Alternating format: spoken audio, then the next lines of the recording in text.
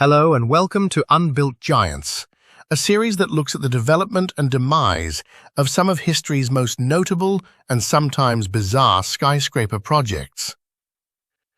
India Tower was a highly ambitious skyscraper project proposed for the heart of Mumbai, intended to redefine the city's skyline and establish India's presence among the world's leading architectural landmarks.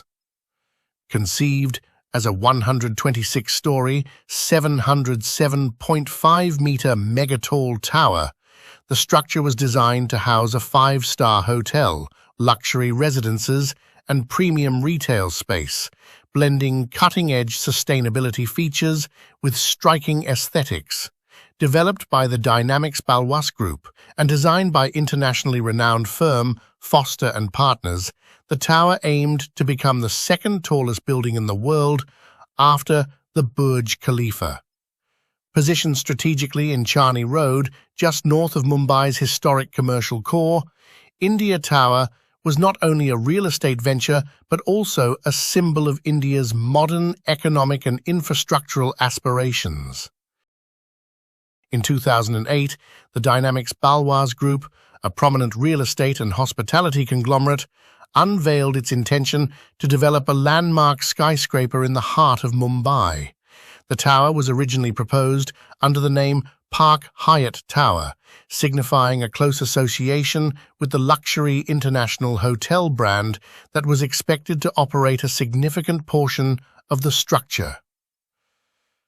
This initial concept detailed a high-rise building composed of 85 floors, reaching a height of approximately 301.1 meters. The tower was intended to combine high-end residential units, hotel accommodations, and retail spaces into a single, striking vertical development. Situated in a prime location within Mumbai, the project aimed to set a new benchmark for luxury real estate in India and establish the city as a serious contender in the global skyline race. Despite the promise and attention surrounding the announcement, the project encountered early setbacks. Various delays, possibly stemming from regulatory hurdles, financial considerations, and logistical complexities, led to the initial version being shelved. However, interest in transforming Mumbai's skyline did not wane. By 2010, with India's economy gaining momentum and international confidence in the country's urban development prospects increasing, the developers revisited the plan with renewed ambition and a drastically scaled-up vision. In January 2010, the Mumbai Municipal Corporation granted approval for a revised and significantly more ambitious design of what had originally been proposed as the Park Hyatt Tower.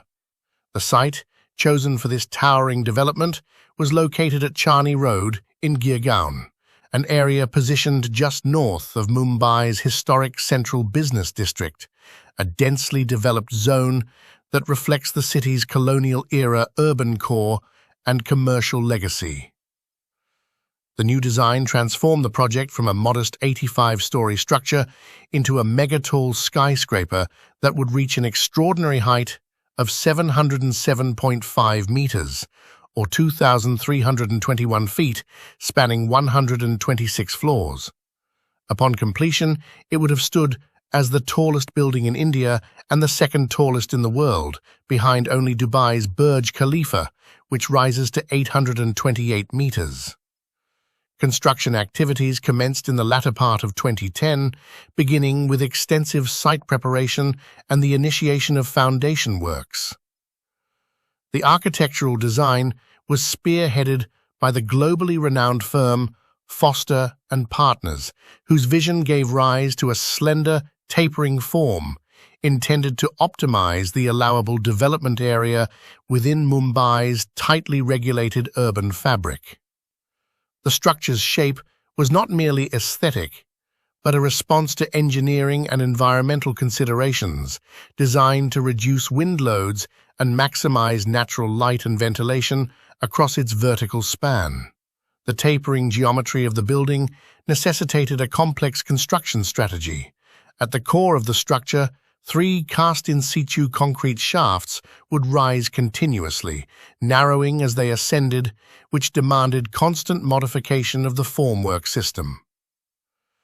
This adaptive requirement was met by Doka GmbH, a formwork specialist firm contracted to provide 2,785 square meters of large-area formwork, supported by a system of 173 automatic climbing units that would allow seamless progression of the concrete cores level by level.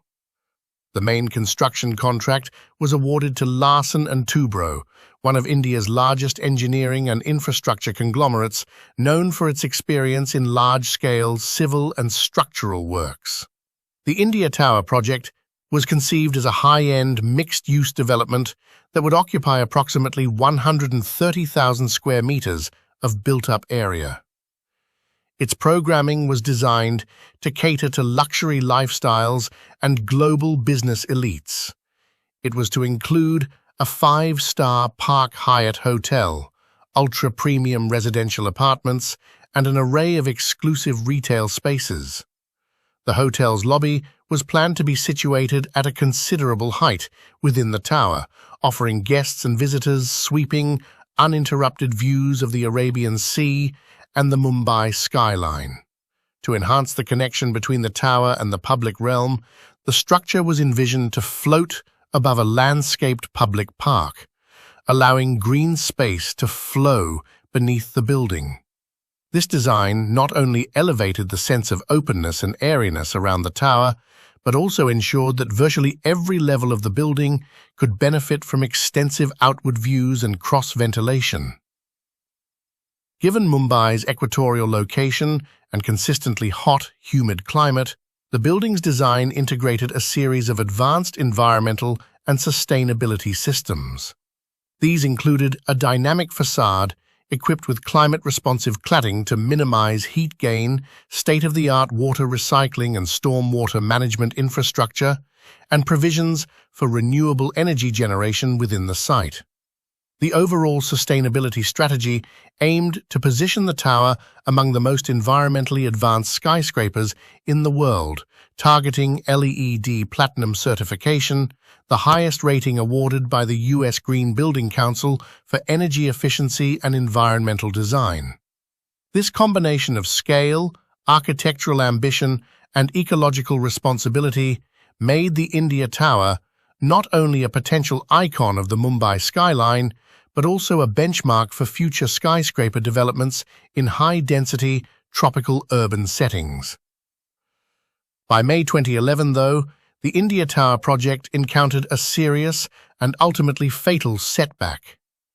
Construction, which had only recently begun with much anticipation, was abruptly halted after escalating disputes emerged between the developers, Dynamics Balwas Group, and Mumbai's civic authorities. The core of the conflict revolved around financial discrepancies and a failure to meet key regulatory obligations. Reports indicated that the developers had delayed payments and failed to satisfy various compliance measures mandated by the Mumbai Municipal Corporation. These included zoning permissions, environmental clearances, and broader urban planning regulations designed to align such projects with Mumbai's infrastructure limits. The disagreements not only stalled progress, but eroded trust between public officials and the private developers. As these issues dragged on unresolved, the project's viability was called into question. Over the following years, no tangible progress was made, and the site remained inactive. On the 16th of October 2015, after more than 4 years of limbo, the project was formally cancelled. Although it was never completed, India Tower has remained a recurring reference point in discussions about stalled megaprojects in India.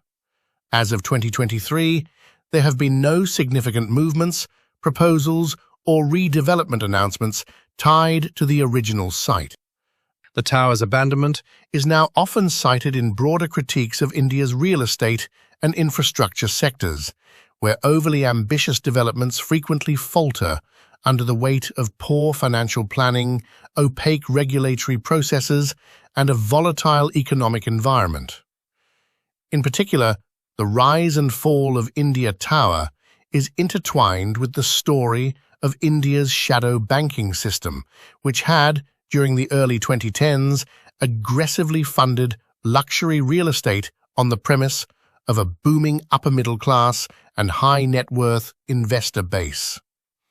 When this financial model began to falter, due in part to rising defaults, over-leveraging, and a slowdown in luxury demand, the ripple effects hit projects like India Tower the hardest. The collapse of India Tower's ambitions also reveals the precarious balance of urban growth in Indian metropolises. In a city like Mumbai, where space is at a premium and civic infrastructure is already under immense strain, pushing through a megatall skyscraper required not just capital and engineering prowess, but also sustained alignment between private and public interests. That alignment was never achieved. Bureaucratic delays, shifting regulations, and a lack of coordinated oversight ultimately doomed what could have been a transformative development for the city. India Tower's failure is not just a tale of one unrealized structure, but a reflection of a systemic inability to integrate visionary architectural ambition into India's complex urban reality. It stands as a cautionary example of what happens when high-concept design and development ambitions are launched without the institutional stability and financial rigor necessary to carry them through to completion. For many, it remains a poignant reminder of a missed opportunity to place India at the forefront of global architectural achievement. Thank you very much for watching this video. If you enjoyed it, please hit the like button and consider subscribing for more episodes coming soon. See you next time.